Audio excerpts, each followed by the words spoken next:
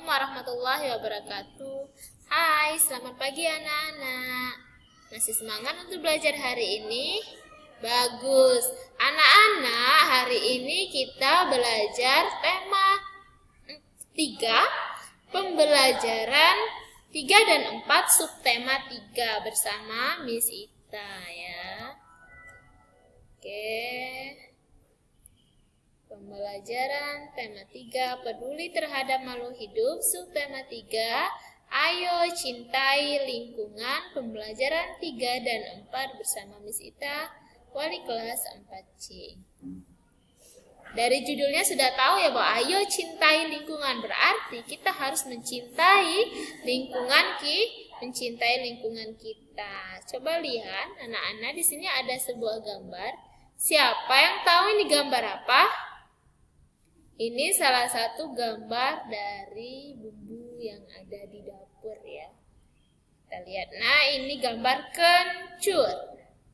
Anak-anak yang sering membantu orang tuanya atau sering ikut orang tuanya ke pasar pasti tahu ini. Nah, ini warnanya kuning, dalamnya kuning.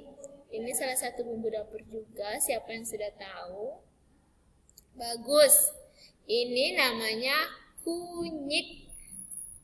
Kita lanjut. Ini apa? Ini juga bisa dibuat minuman. Diiris tipis. Kemudian apa namanya? Ya, ini jahe ya. Nah, ini selain bisa digunakan untuk memasak, bumbu masakan, ini juga berkhasiat untuk tubuh kita loh anak-anak. Coba kita baca di teks halaman 34, itu ada di LKS. Kencur merupakan salah satu jenis tanaman obat. Jadi kencur, kunyit, jahe merupakan salah satu jenis tanaman obat.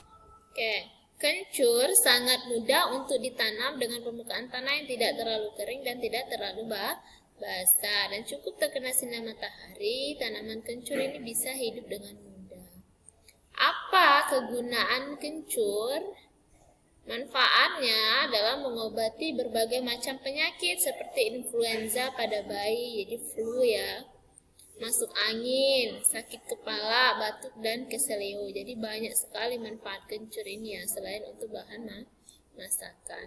Kunyit atau kunir ini biasanya dimanfaatkan oleh masyarakat kita sebagai bahan bumbu dalam masakan. Namun, ada juga yang memanfaatkan buah kunyit untuk kesehatan. Diyakini mampu mengobati berbagai jenis penyakit apa?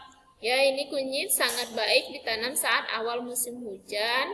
Penyinaran matahari yang cukup dan tanah yang gembur dapat menambah kesuburan.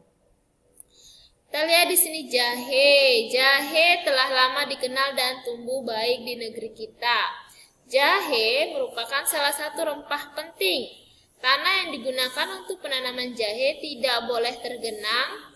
Jahe memiliki manfaat antara lain sebagai bumbu masak, pemberi aroma dan rasa pada makanan, dan juga dapat memberi efek rasa panas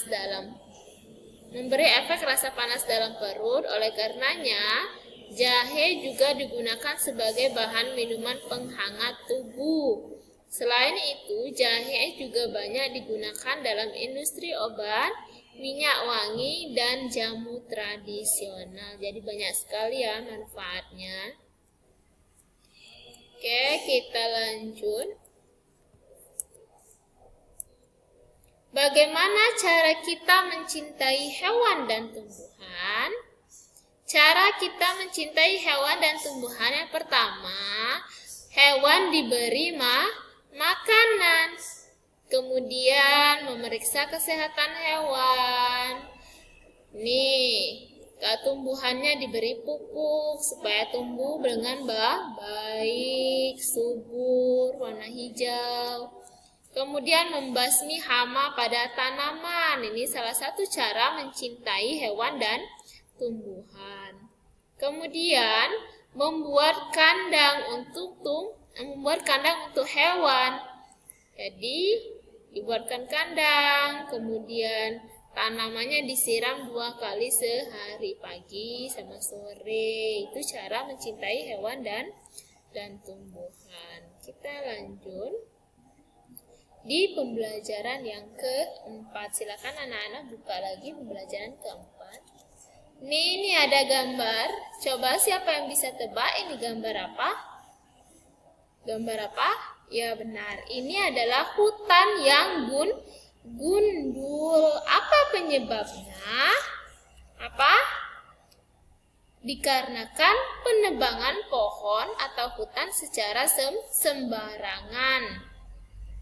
Kemudian, apa dampak bagi lingkungan? Dampaknya apa bagi lingkungan? Akan terjadinya banjir dan longsor. Apa dampak bagi masyarakat?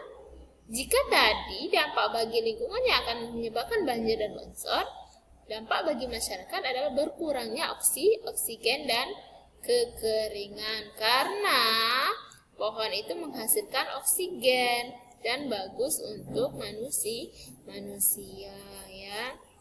Jika pohon-pohonnya ditebang, maka akan kekeringan dan berkurangnya oksigen. Oke. Kita lanjut, ini ada gambar apa? Gambar apa ini? Banjir. Ini adalah suasana banjir ya. Penyebab banjir, apa penyebab banjir?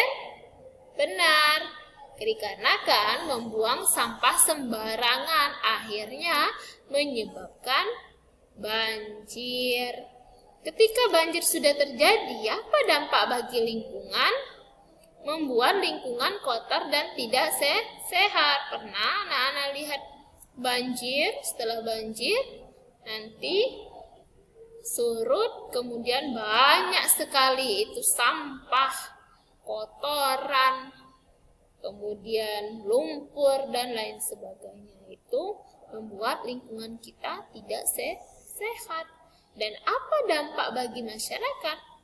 Bagi kita jika terkena banjir, mudah terserang penyakit, ya, gatal dan lain sebagainya. Kita lanjut. Ini apa? Gambar apa? Terjadinya longsor. Apa penyebab dari terjadinya longsor? Penebangan hutan secara sembarangan juga menyebabkan terjadinya longsor. Dan apa dampak bagi lingkungan kita? Lingkungan jadi kotor karena tanah yang berhamburan. Benar. Jadi lingkungan kita kotor, tanahnya berhamburan ya. Jalanan mungkin bisa tertutup dikarenakan tanah yang kotor. Penyebab dampak bagi masyarakat, bangunan atau rumah hancur ya.